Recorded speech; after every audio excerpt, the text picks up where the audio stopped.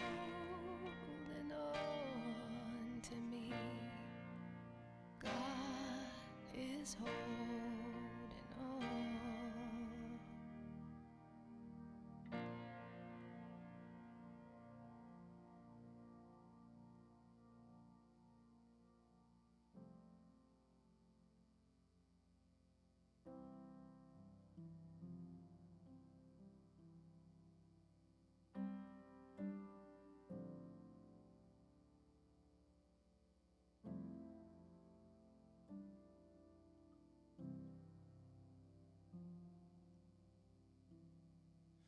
I'm caught up in your presence. I just wanna sit here at your feet. I'm caught up in this holy moment. I never wanna leave. Oh, I'm not here for blessings. Jesus, you don't owe me anything. And more than anything that you can do, I just want you.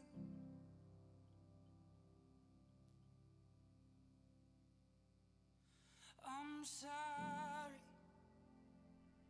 when I've just gone through the motions. I'm sorry when I just sang another song.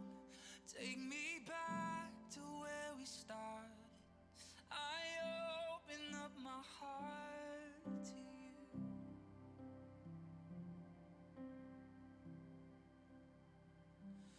I'm sorry when I've come with my agenda. I'm sorry when I forgot that you're enough. Take me back to where we started.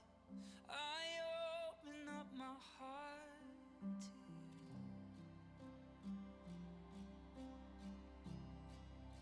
I'm caught up in your presence.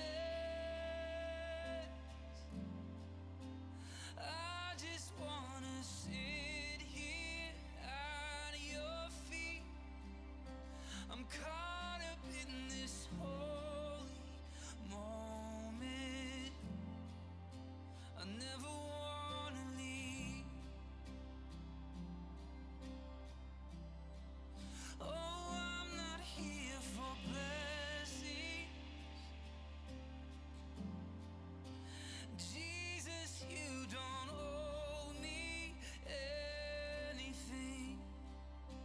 And more than anything that you can do, I just want you.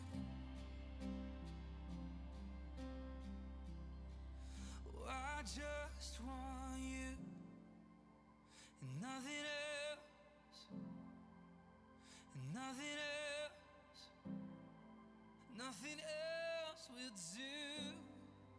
I just want you and nothing else. Am I good to go?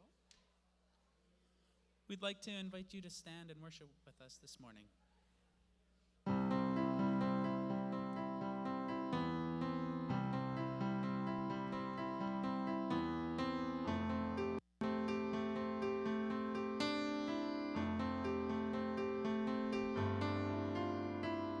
Standing here in your presence, in a grace so real and endless, I am won by perfect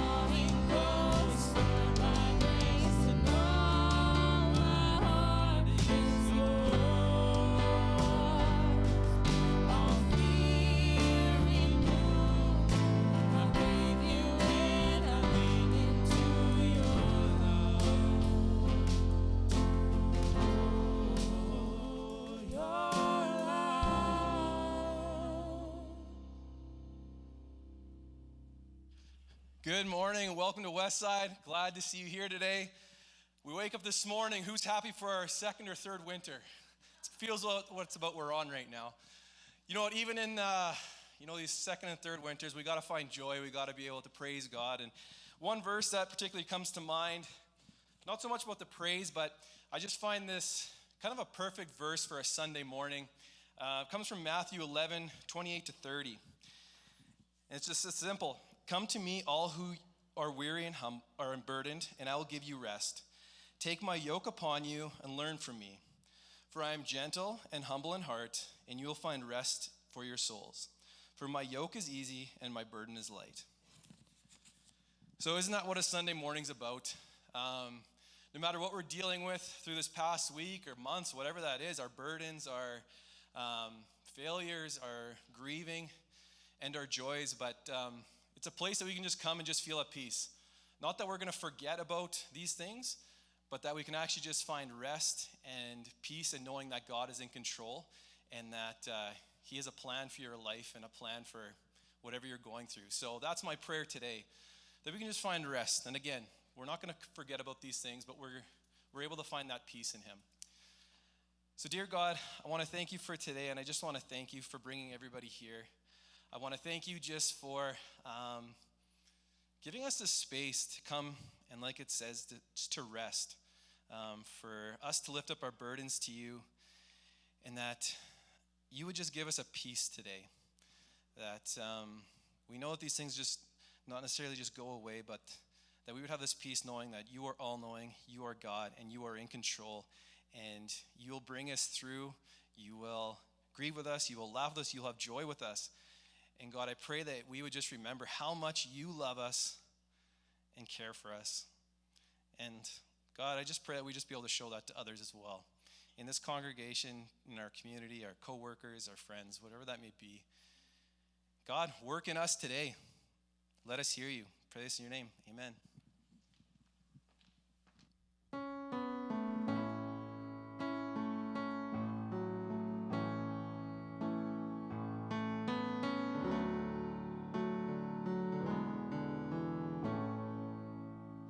Blessed assurance, Jesus is mine. Oh, what a foretaste of glory divine, heir of salvation.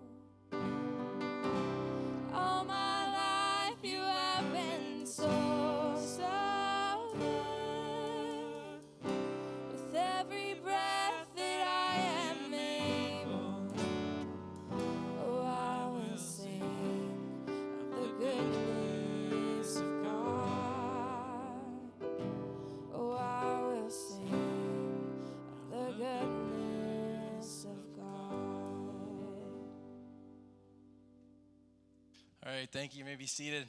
Thanks, worship team. Okay, so a few announcements before we get going here. Soup and dessert auction. So now first I'm going to explain what this is for. Our youth is going to be going to an event called Youthquake, which is in Cairnport, Saskatchewan. And basically it is hundreds, I don't know if there's 1,000, I'm not sure how many kids go there, but basically from Manitoba, Saskatchewan, I think Alberta. It's a time of worship. It's a time of, there's great guest speakers there. And it's really just a great time for the youth and the leaders to just get to know each other a little better. I've been there as a youth and I've been there as a leader as well. And I'll tell you, just after sessions and after worship, the conversations that you have with these youth about life, about God, about what they're going through is just amazing. And it just opens up this opportunity. So we have a chance now as a church to help these youth out by going to Youthquake, and that's through a bit of a fundraiser. So first, is there anybody in the crowd here who's going? They might all be helping. Oh, hold on, I see some hands here. Oh yeah, we actually have quite a few. So I think there's actually 40 or more kids going to this Youthquake. So what we're gonna do is right after church today, we're gonna have a lunch in the gymnasium, and then we are going to have a soup and dessert auction. So now if everyone's got one of these copies, people are handing them out at the front there.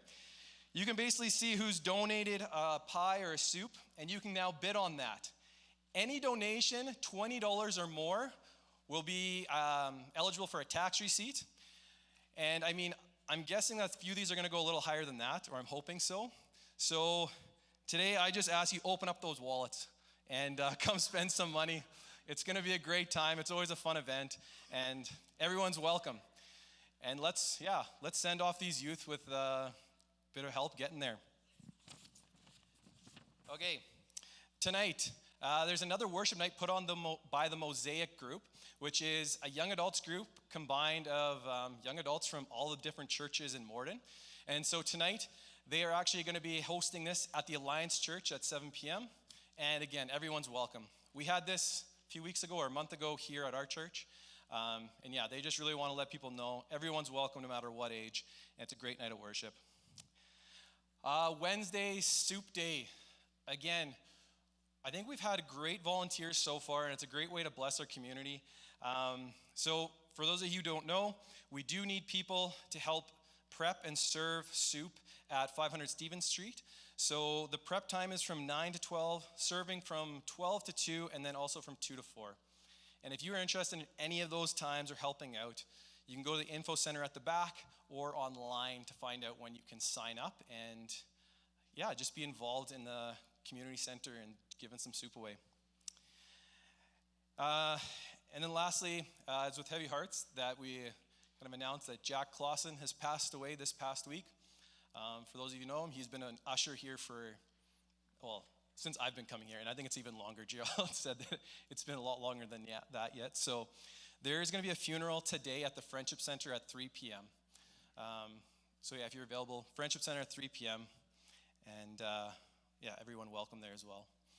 I'm going to invite Lauren up, and I'll let you take her away. Good morning, everyone. As Josh said, my name's Lauren, and I work at YFC Morden and Pilot Mound. Today I'm wearing my Morden hat as I've come to recruit some volunteers. So we have more kids than ever before coming right now. We have like 40, 50 kids some nights, and we really, really need help because we want them to all be connected with, but also we want to keep our programs safe and supervised. Some of you guys have already just been like, nope, brains turned off, teenagers are scary, and I'm going to be real, they totally can be scary at times. But really, teens are most likely just humans who are dealing with a whole lot of stuff. They need someone to see them, to hear them, to love them, to not judge them, but just to care. And if you think you can do that, we would really appreciate the help. So some things that we really need, Thursday nights, we have drop-in. That's our younger ages, so that's like age 12 to grade 9.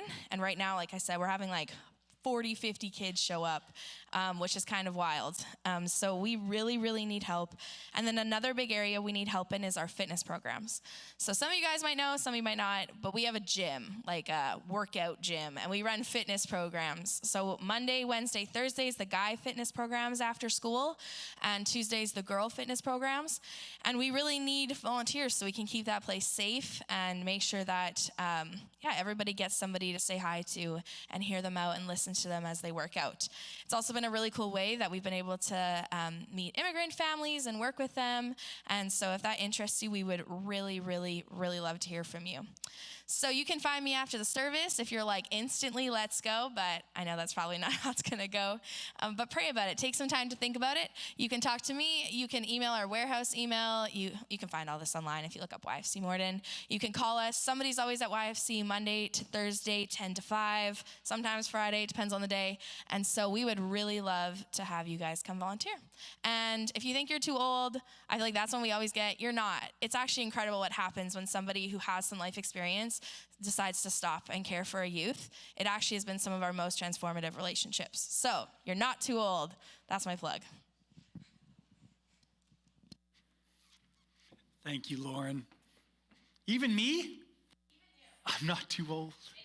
It's the one thing. Oh, couldn't just leave it there, eh? All right. Well, hello. My name's Gerald. I work here. I'm a part on staff here. If you're new to us, welcome here. Just going to set up a little bit. If you're here with us last week, if it's your first time with us, I'm sorry about this series. We're doing Leviticus. So powerful imagery here. Don't let that distract you from what we're going to work through here today. So we're working through Leviticus because what better Easter series, right, than Leviticus, where all good Bible annual reading plans go to die. It's like you're working through Leviticus, you go through Genesis, you're doing the work, Exodus, and you just keep going, and then you're like, that's enough. I can't do it. It's so bloody, all the sacrificial system, what's in it for us. But as we work through Leviticus, we're going to take 5 weeks, and we're going to go through the 5 main offerings is what we're doing. And we're going to, the hope is just see Jesus throughout it, and the pointing towards Jesus, the pointing towards the cross, and what it has for us today. But for us to understand what it has for us today, we have to understand the relevance in some of the context of what it meant for the Israelite people as they're working it through. So if you have who has a Bible app on their phone? Who has more than one? Who's more godly than others? Nice. Open up your phones. First time, probably the only time I'll ever tell you to do this. Open up open up your phones to Leviticus 2, because we're going to read the chapter of Leviticus 2 together. And I'm not going to have it on the screen for you, no cheat sheets. Maybe you're a really good listener and you can just open your ears, open your hearts to what God has for you through Leviticus 2. But that's where we're going to go today. Then we're going to work into Leviticus 6 again. So the reason that it is so compelling for me and hopefully for us is that what Jesus does on the cross, as we make our way towards Easter, Good Friday, like April 18th and April 20th, as we make our way towards the cross, it's just so incredible what Jesus has done for us and how that changes everything. And for us to understand how much it changes everything, we have to understand the Old Testament and what's going on in Leviticus, and that's why we're working it through. So let's pray. So Lord, as we work it through, we talk about your scripture, we talk about your words and your messages for us, Lord. So I pray that you just give us a desire to hear you, hear your voice, and also to understand some of the mystery and some of the teachings, Lord, in the Bible. And thank you that we get to do this in community together, Lord. So as you speak, Lord, may your servants listen. Amen. Okay. Where should we go? 2 key terms I talked about last week. So what did we talk about last week? Anyone know? Who remembers what the offering was last week? What was it? Burnt. Nice. If I had prizes, you would win one. No, I can't give that away yet. So first week was burnt offering. That's the first of the 5 offerings we worked through. And there's 2 key terms that are going to be thematic throughout our series, 2 Hebrew terms. The first is korban. When you hear the word sacrifice or offering, the Hebrew word is korban. And I think sometimes we get lost in sacrifice and offering, or the imagery we come to think of is like this, just as the bloody death of this animal cut up into pieces, put onto an altar, like that's the sacrifice, that's the offering. But the word korban, like a lot of Hebrew words, is so rich and nuanced. And the main term or the main meaning is to draw near. This whole sacrificial system is about drawing near to God, not just like you must do this. It is like an opportunity for you to draw near, a calling out of a faithful God who is determined to bring life to a people who seem determined to go their own rebellious direction towards death. And it's just this daily reminder to, hey, I am here for you. I am faithful. Remember me. I am actually the ultimate reality. Whatever you have going on over there is actually leading you away from me. So that's the first thing, korban, this beautiful term of drawing near. The second is kafar, which is Hebrew word meaning to cover a debt or an obligation. It's like there is just something that has been done through our rebellion, through our choices, that we have severely damaged relationship with our Creator. And that's not just true in the Garden of Eden. That's true for all of us today. Hopefully that resonates with us. So there's something like we would have that word atonement, which is a reparation, or something there's a price to be paid. And that was part of the sacrificial system as well as of drawing near. It was something about there's something wrong that needs to be rectified, that needs to be healed. And as we work towards Easter, as we work towards Good Friday, that's front and center for us as well. So again, 5 main offerings.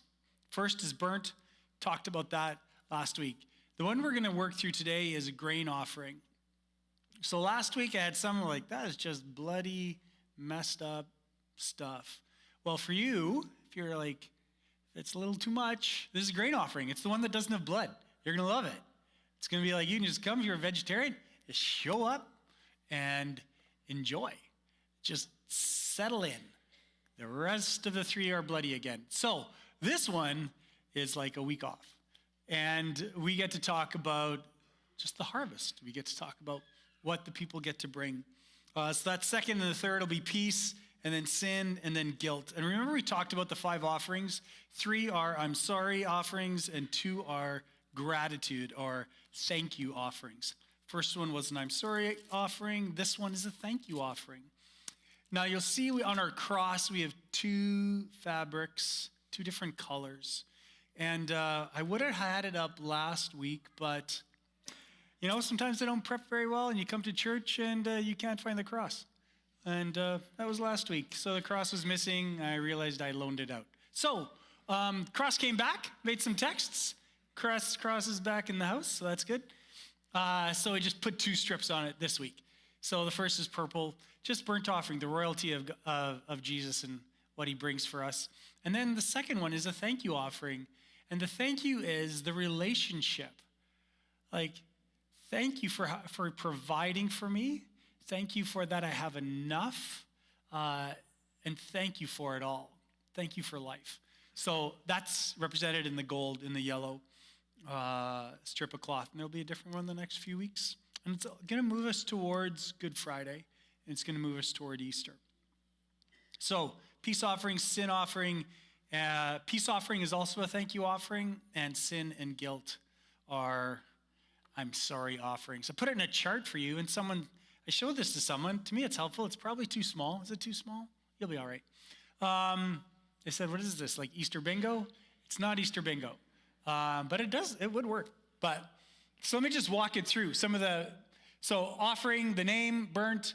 Last week, we talked about the verses, the purpose, a gift to make atonement of sin for prayer or praise. And remember the burnt offering was twice a day. And it was, you cut up the whole animal, put it on the altar, everything but the skin. And everything is burnt. So that is first thing in the morning at like sunrise. And then at sunset or at the end of the day, you do it again. And that offering or that fire under the altar burns 24/7, like the repetition 3 times. Make sure that fire keeps burning because God lights the fire in Leviticus 9. It's like comes out of the temple and lights the fire in there to keep it going. So when the temple moved, you brought the coals and you fired it up again wherever your next stop was. But you kept that fire going 24/7. So portions all but the skin. Priests don't get any of it. People don't get any of it. We'll see that play out differently as we work through the series.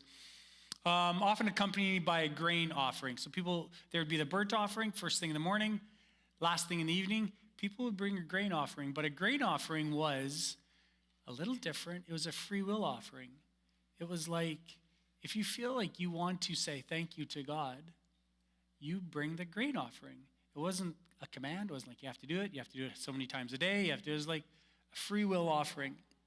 A voluntary expression of devotion to God for his goodness and providence. Portions, it was incense, oil, portion of flour, and whole grain.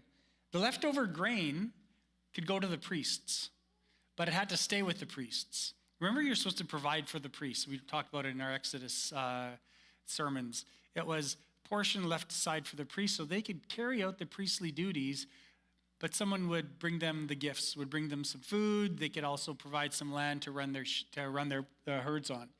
So this one, it was holy because it was brought as a sacrifice, the grain offering. So it had to be, you couldn't just take it outside the temple, outside the courtyard, and only the priests could eat it. So especially for them. So that's for this one.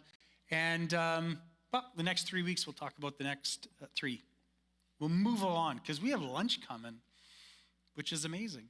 This is the altar, and this altar is basically just a big grill with big poles that you can move around. And where it was situated, there's the tabernacle in the back, the tent, and then there was the altar out front, and you have priests, and it wasn't a huge area, but you have priests, and you have cattle and sheep and goats and things for sacrifice there. So, okay, just to have in your mind a little bit. An offering, no blood. Boy, let's go to Leviticus 2. If you have your apps, open them up. If you want to listen in, that's great too. Let's go to Leviticus 2. I'll read the first few verses of the chapter. And as we read scripture, where are the echoes of Jesus in this? Or where's the foreshadowing of this is pointing towards Jesus? Open your eyes and ears. When you present grain as an offering to the Lord, and this is Leviticus 2. Leviticus 1 was all about burnt offering. Here we go, Leviticus 2. You are to pour the offering must consist of choice flour. You're to pour olive oil on it, sprinkle it with frankincense, and bring it to Aaron's sons, the priests. The priest will scoop out a handful of the flour, moistened with oil, together with all the frankincense, and burn this representative portion on the altar. Same altar the burnt offering is probably fired up and cooking already. So you just put this, you add it on top of it. We talk about the burnt offering kind of as a sandwich offering that contains all the other offerings go between. The priest will scoop out and burn this representative portion on the altar. It is a special gift, a pleasing aroma to the Lord. The rest of the grain offering will then be given to Aaron and his sons. So not the entire portion, right? Some of they're just taking a portion, putting it on the altar. The rest was kept and could be eaten by the priests. This offering will be considered a most holy part of the special gifts presented to the Lord. If your offering is a grain offering baked in an oven, so this is interesting. You can bring just the ingredients, or you could bake it at home. You could bake it a few different ways, like however you do it. So there's some flexibility to this, however it works, but this is what you bring. So it seems quite a bit different than the burnt offering, which was very specific. There's some freedom of movement in this free will of choice offering. It must be made, though, of choice flour, but without any yeast. It may be presented in the form of thin cakes mixed with olive oil, or wafers spread with olive oil. If your grain offering is cooked on a griddle, it must be made of choice flour. Again, is a non-negotiable, mixed with olive oil. And again, the repetition of without any yeast. Break it in pieces and pour olive oil on it. It is a grain offering. If your grain offering is prepared in a pan, it must be made of choice flour and olive oil and a pinch of salt. You'll read somewhere else in Leviticus. No matter how a grain offering for the Lord has been prepared, no matter how it has, bring it to the priest who will present it at the altar. The priest will take a representative portion of the grain offering and burn it on the altar. It is a special gift, a pleasing aroma to the Lord. Again, sometimes this can bog us down. If we're just reading this, we can gloss over it because it's repetition. Well, it's repetition for a reason. And some of them, they're chiasms in here. We've talked about that before, which is kind of like a literary sandwich where it has subject, subject, subject, and then it kind of mirrors itself as you work its way through. Some of that is going on. Other things, it's just like, we want you to remember. We're going to repeat this. It is a special gift, a pleasing aroma to the Lord. The rest of the grain offering will then be given to Aaron and his sons for their food, and it will be considered a most holy part of the special gifts presented to the Lord. Do not use yeast in preparation of any of the grain offerings you present to the Lord. Don't use yeast, don't use honey. There's a few restrictions that come on. Okay, so let's work it through. Here's the recipe. This is the instruction for the grain offering. So now we're going to go to Leviticus 6, and we're going to pick it up where we left off after the burnt offering. Stay with me. Aaron's sons will present it before the Lord in front of the altar. What will they present? The priest will, remember it talked about last week, the first 5 chapters of Leviticus are for us all. This is just for the general population. Now we get to chapter 6, which is the priestly duties, the role of the people. The priest will remove a handful of the choice flour and oil from the grain offering and all of the frankincense that is on it and burn this token portion completely on the altar as a soothing smell, pleasing aroma to the Lord. Okay, so there's a few ingredients, very bare bones. If you ever made bread, who makes sourdough here? It's part of that cult. Okay, it's almost as bad as pickleball. It's getting there. I think they're neck and neck. I think if you're a sourdough maker, one day you'll be a pickleballer. I think that's how it works, but whatever. We're full of grace here for even those groups. If you're a sourdough person, you understand what yeast does, right? Like you need it, or leavened bread. There's a bunch of saying, like do not use leaven, do not use yeast. Now there's a few reasons for that, but our basic ingredients, we'll get into that in a minute, are choice flour. Like here you have choice flour. Like Robin Hood basically, right? It's all been sifted, it's all the same size. But choice flour in the Old Testament was harder to come by. You had to run it through the mill, and the mill isn't just this machine. The mill is a huge millstone running in a circle, probably pulled by a ox, a mule, something, a beast of burden, rolling it around. And for choice flour, you roll it around more, so it takes longer, but also then you sift it, because you're not going to have consistent sizes of flour. And you use wheat flour, not barley, because it's more choice. It's a better, it's finer, more choice flour. So they sift it once, they sift it twice to make sure they have flour like this. And then they add olive oil. So they have olive oil, and they add it. And then, if you ever made dough, right? You know it? Who makes dough here? Not just sourdough, but dough. One. Good for you. You don't have to be embarrassed. Like, it's okay to make dough. Who makes buns here? Nice. 3, 4, 5 bun makers. Next soup time, where are you? Make some buns. We'll call you. I'll remember.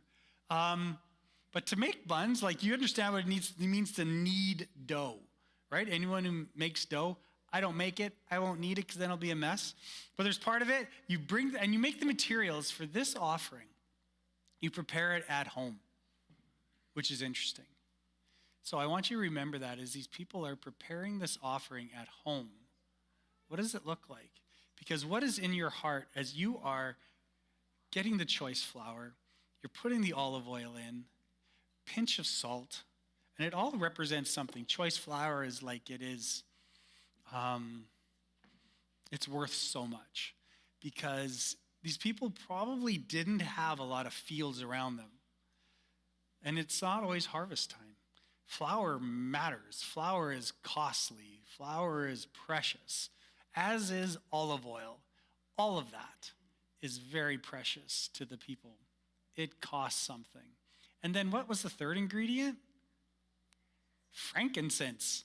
I put this in, so frankincense is needed. I thought I had frankincense at home because we gave out frankincense one year, little chunks of it. It's a resin. We had bought it for Christmas Eve, and everyone got a little thing of frankincense. It was pretty cool attached to the cross. I guess we had higher production values then, or I don't know, bigger budgets. But I couldn't find any, and I thought I had some, just like the cross, right? So it's this morning, I was like, where's that frankincense? So we didn't have a fight about it. It was good. I just didn't find it. But what smells good? The whole idea of frankincense is it doesn't make bread great. What it is that pleasing aroma. They took a portion of the flour, a portion of the olive oil that's given, right? It's already been combined. They take that, but they take all of the frankincense, because that doesn't make the best loaf of bread, but it's the pleasing aroma to God, and it's costly. It comes from India, Northern Africa. This resin, it was not just down, they're not just going to the local market or finding it off a tree, because it's a resin. It has value and worth, but it was this pleasing aroma to God. And so I didn't have any. So what would smell good in a fire? I have some Excel mints. So I think that would be good. So that'll be our frankincense representative. If you want one, these are delicious. I just bought them. They're costly too. I'll tell you that. It was like $3.69. But anyways, they would take a portion of that and they would burn it on the altar. And it all matters. It symbolizes like the flour, like the choice, the cost. And then the oil, this is like divinity, like if you're anointed, like that has all this symbolic meaning to it. Frankincense, like what are one of the three gifts, right? Given to the wise men bring, right? They bring frankincense. It's royalty. It's divinity. It has merit. It's monarchy. Like you are the king. Like it is all that. And it's all combined in this. Like the foreshadowing of Jesus is just ripe in here. Okay, let's keep working. It's fragrant, it's costly, and it has this beautiful meaning of gratitude in it. And we're going to come back to that. Okay, so let's move to verse 16 in chapter 6. And here's the theme that comes up again. Aaron and his sons will eat the rest of it. Take a portion, the rest is their food. It must be eaten as unleavened bread in a holy place. That's the courtyard. The priests must eat it in the meeting tent's courtyard. It must not be baked with leaven. What have we been talking about? Repetition. What are they not to bake it with? Leaven, yeast. So those things, the fermentation process, the bubbles that happen with bread, that's not supposed to happen. It's like a cracker. It's like a wafer, like matzot. It is, and there's rich symbolism to this as well of what it all represents being without leaven. And if you remember the Exodus story, the escape from Egypt, it is like you're not going to have time for your bread to rise. You're not going to be able to take the time. Unleavened bread. So the haste of the rescue and the obedience needed from the people is one of the symbols of unleavened bread. The Israelite people could, like the rest of the week, or when they weren't bringing this offering, they could eat. If it wasn't Sabbath, they could eat leavened bread. And that's what they would, because it's probably much tastier and more to it. But for this grain offering, they're supposed to remember they're rescued. Remember the rescue. And then leaven is like a reoccurring theme in the New Testament. And in Jesus spoke of the leaven of the Pharisees and the Sadducees in Matthew 16. This is what Jesus says. Watch out, Jesus warned them. Beware of the yeast of the Pharisees and Sadducees. So it's another symbol here that it's the corruption that happens, like this fermentation process in the bread will take over the whole bread. It doesn't just stay in one area, it takes over everything. So here you have leaven or yeast as a different symbol. Beware of the yeast of the Pharisees and Sadducees. At this, they began to argue with each other. Here's the disciples like, boy, if you ever think this following Jesus is confusing sometimes, you remember the disciples walking with him all the time, and they are just having a hard time putting it all together. They began to argue with each other because they hadn't brought any bread. Jesus knew what they were saying, and he said, "You have so little faith. Why are you arguing with each other about having no bread?" Skipping to 11.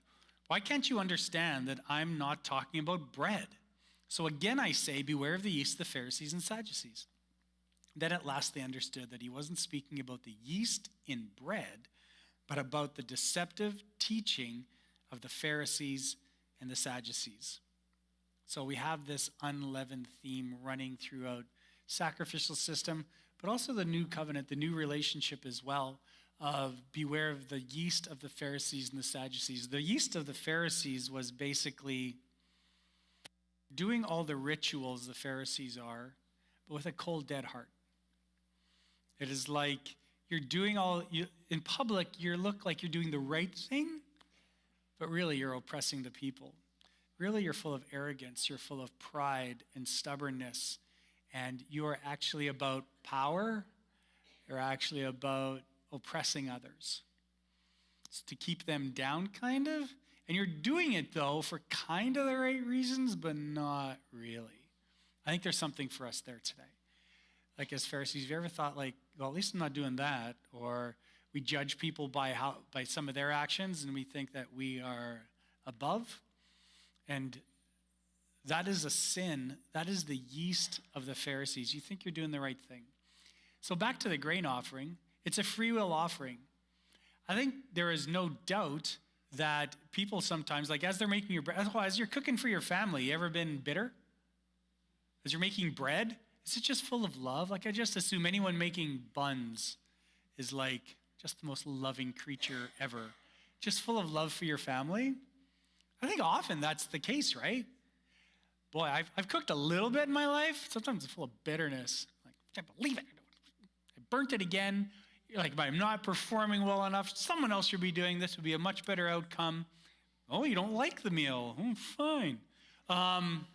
Make your own. And then they do, and it's good. It's delicious. But there is something like, you bring this free will offering, it's a free will, but if your posture, if your heart is cold, there is something that has to be addressed here. The yeast of the Pharisees of thinking you are all this. Yeah, you're going to bring this grain offering, this free will offering, but look at your heart. Look at your love for others. Look at your compassion. How are you doing in that? How is your heart breaking for other people? And then you had the yeast of the Sadducees, which is a little different group, still Jewish leadership, kind of the legal crew. Like, oh yeah, this is how you have to follow Torah, and they're the rule makers, keepers. And it was like there was no room in their lives for mystery. It was all rational thought. It was all, if I can't see it, touch it, if I haven't experienced it in a real tactile manner, I'm not putting any stock in it. There's no room for spirit, soul, supernatural, really. It is all. And some of us have that in our faith as well, is like, I don't know what to do with this. Boy, we're coming into Easter season. There's some leaps of faith, walks of faith that we come up against. A lot, some of us, others not really, but it's like, oh, do I believe this story? We talk about it every year. This is a fascinating, wild, incredible story. Am I going to attach my life to it? To this figure? And we have to do, like for some it's some wrestling, for some it's just like, yep, I'm in. And for others it's like, oh, it's a good time to actually assess and reassess. But I hope we can all acknowledge that it's a little bit of a leap of faith, a belief in the supernatural, that there's spirit, that there is something other than just what I see in front of me. There's definitely a part of that in our faith. And a Sadducee would have probably a different take on it. And that's the yeast of the Sadducees. It's like, you have no room for me. If we don't have room for Jesus' death, forgiveness, grace, resurrection, we have no room for the faith. So he says, beware of that yeast. And Paul spoke of the old leaven of corruption, of sin and pride. Like if you look at 1 Corinthians 5, 6-9, Paul talks about that as well. It's like making bread with no soul, or making bread or a grain offering with bitterness, resentment, pride. Like are some people like, because it's a free will offering, I bet there are people who are doing it way more often than others who thought pretty well of themselves. I'm like, yeah, I'm going to do it every day. I'm doing it every day. I'm just going to do it because I can afford it. I have all this stuff. He can do a few things for us. And he's like, beware that yeast. Beware of that sin. Okay. Leviticus 7. Any grain offering that is baked in an oven, and here's the different ways you can do it, or prepared in a pan or on a griddle. It's like you can do it in your smoker, you can do it in your barbecue, you can do it in your oven, you can you microwave it? I don't know. You can do it, just do it. But you choose the manner you want to do it. But every other grain offering, whether mixed with oil or dry, will belong to all of Aaron's sons equally. But you prepare it at home. Bring it however you want to bring it. Okay? This all points to something or someone. This points to someone. And Hebrews 10, it goes like this. The old system under the law of Moses was only a shadow. Think of it. There's a true figure standing there. And what is the shadow cast? You're seeing the shadow of the figure. And here in Hebrews, the author is saying that figure is Jesus. Sacrificial system was just a shadow. You get a sense of the figure, but you're not seeing it all. A dim preview of the good things to come, not the good things themselves. The sacrifices under that system were repeated again and again, year after year, but they were never able to provide perfect cleansing for those who came to worship. If they could have provided perfect cleansing, the sacrifices would have stopped. For the worshipers would have been purified once for all time. It was like those people came day after day. It was a good reminder.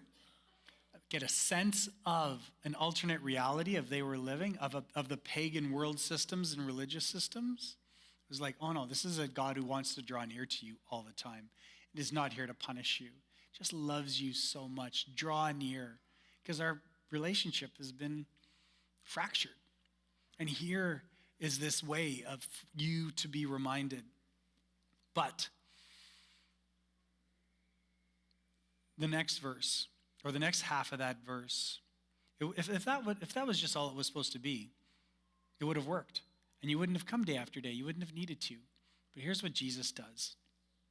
Oh, and this is how their feelings of guilt would have disappeared. So every day you come and you just feel guilty. It was just a reminder of your guilt. The sacrifices actually reminded them of their sins year after year. And as I was reading Hebrews 10, 2 and 3 these last few weeks, it was like, do we feel that way when we come to church? Do we feel that way Saturday? Am I going to go to church? Is this just a reminder of your guilt, of your sin, of your not measuring up? I bet there's times when I've been preaching you felt that. I do want to apologize and repent if that's how I've shaped things because I know I've felt that when I go to church. I felt that as I preach, that I don't measure up. And boy, are we missing out if you read Hebrews 10, 2 and 3. If you just keep feeling guilty, you're missing out on the grace. I'm missing out on forgiveness, and I'm missing out on freedom. I just see it so connected to Galatians, the series we started before this, and we'll get back into, do you embrace grace? Or are you just all about proving yourself or not measuring up, failing? If the sacrificial system worked, it would have worked, but it's not. It's just a shadow of what Jesus does. And here's what Jesus does. Hebrews 10 keeps going. You do not want animal sacrifices or sin offerings. You have given me a body to offer. This is Jesus talking to his Father. You have given me a body to offer. You were not pleased with burnt offerings or other offerings for sin. It's not like he's displeased. It's like that wasn't going to do it. Then I said, look, here's words of Jesus. I have come to do your will, O God, as is written about me in the scriptures. I have come to do your will. I'm going to be obedient. I'm going to die for these people. Everyone. First, Christ said, you do not want animal sacrifices or sin offerings or burnt offerings or other offerings for sin, nor were you pleased with them, though they were required by the law of Moses. We can talk about the pleasing aroma to God later. Take me out for coffee. We'll talk about it. Then he said, look, I have come to you to do your will. He cancels the first covenant, what we're talking about here in Leviticus, in order to put the second into effect. For God's will was for us to be made holy by the sacrifice of the body of Jesus Christ once for all time. If I could tell you anything, it's like that. Like if you're just racked with guilt and not measuring up, we've said that so many times here. May we just be open to grace and forgiveness and love and let our lives flow out of that space instead of buckling down and doing better and doing less of that and more of this. It's just, can we breathe and let God love us? It's funny I say that. It's been a week of me probably not letting God love us or other people too.